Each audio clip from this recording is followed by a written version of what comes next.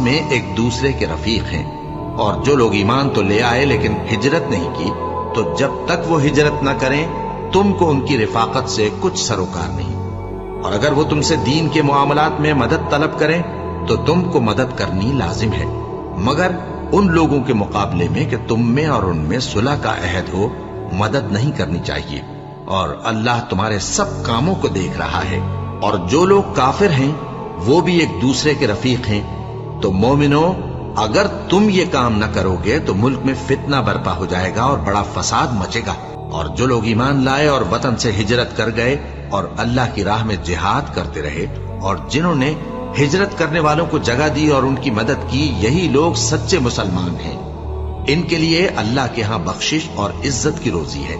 اور جو لوگ بعد میں ایمان لائے اور وطن سے ہجرت کر گئے اور تمہارے ساتھ ہو کر جہاد کرتے رہے،